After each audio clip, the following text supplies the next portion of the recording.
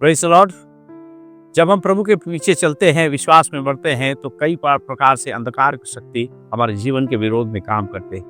हमें मानसिक रूप से, हमें आत्मिक रूप से, हमें शारीरिक रूप से और वैचारिक रूप से हमारे जीवन के अंदर हमें प्रभु के विश्वास में बढ़ने से रोकते हैं। लेकिन मेरे प्रियो, प्रभु का एक महत्वपूर्ण और सामर्थी वचन ऐसा बोलता है, दूसरा कुरिन्थियों की पत्री उसका 10 अध्याय और उसका 3, 4, 5 वचन में जब आप पढ़ेंगे तो प्रेरित पौलुस बोलता है, हमारी लड़ाई के हथियार शारीरिक नहीं है परंतु आत्मिक है और गढ़ों को ढा देने के लिए परमेश्वर के द्वारा सामर्थ्य है। इसलिए मेरे प्रियो, जब हम पवित्र आत्मा की अगुवाई में होकर इस आत्मिक युद्ध में बढ़ते हैं तो याद रखें, हम मानसिक रूप से, आत्मिक रूप से, शारीरिक रूप से, वैचारिक रूप से परमेश्वर की पवित्र आत्मा की अगुवाई में होकर चलते हैं और पवित्र आत्मा हमें इन सब बातों में अपनी महिमा के लिए इस्तेमाल करता है और हम पूरी रीति से दृढ़, स्थिर और मजबूत होकर प्रभु की महिमा के लिए आगे बढ़ते हैं। और परमेश्वर इस वचन के द्वारा आपको बड़ी आशीष दे। आप सबको जय मसीह की।